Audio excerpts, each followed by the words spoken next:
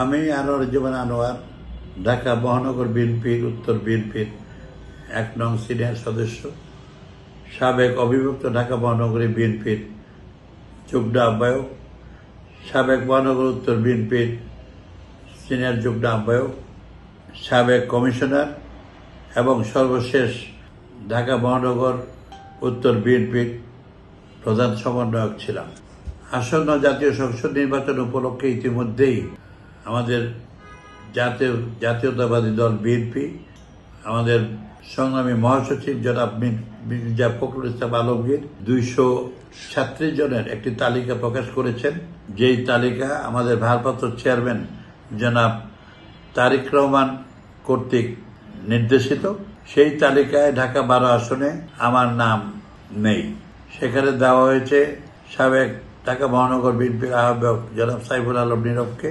আমিও বিগত আরো 3 বার নির্বাচনে এই ঢাকা 12 আসনে প্রার্থী হয়েছিলাম। এবার আমি এবং আমার যারা সমর্থক ছিল ভেবেছিলাম এবার আমার পাওয়ার সম্ভাবনা খুব উজ্জ্বল ছিল, কিন্তু বিএনপি একটি বড় দল, প্রতিযোগিতা আছে।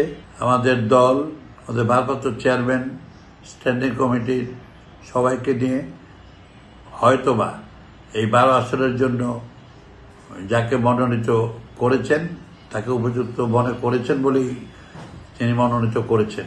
কিন্তু আমাদের সংগ্রামী মহাসচিব জনাব মির্জা ফখরুল ইসলাম আলমগীর সর্বশেষ বলেছেন এই তালিকাটি চূড়ান্ত নয়, অর্থাৎ মানুষের সেন্টিমেন্ট এবং দলের প্রয়োজন বিভিন্ন কারণে কিছু আসনে পরিবর্তন হতে পারে। তারপরে আমি যখন পাইনি, আমি আমার দলের নেতা কর্মীদের উদ্দেশ্যে সবাইকে ধৈর্য ধরে এই দলের পক্ষে সিদ্ধান্তকে সম্মান জানাবার কথা বলেছি।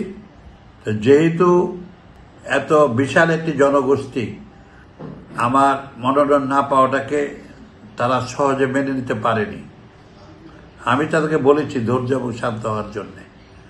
তো যেহেতু চূড়ান্ত হয়নি, পরবর্তী পর্যায়ে আমি দেখতে পাই ইলেকট্রনিক মিডিয়া এবং প্রিন্ট মিডিয়ার মাধ্যমে যে আমার পক্ষে পুনর্বিবেচনা করে আমাকে মনোনয়ন দেওয়ার জোর দাবি জানাচ্ছে। এবং ইতিমধ্যেই তারা 2টি খুব বড় বড় মিছিলও করেছে, যে মিছিলে মানুষের স্রোত আমি প্রিন্ট মিডিয়া, ইলেকট্রনিক মিডিয়ার মাধ্যমে দেখতে পেয়েছি।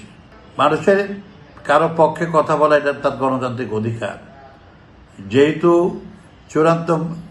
এই মনোনয়ন চূড়ান্ত না, সেই পরিপ্রেক্ষিতেই নিয়ম মেনে ধানের শীষের পক্ষে এবং আমাকে এখানে মনোনয়ন দেওয়ার জন্য জনগণ দাবি করে আসছে।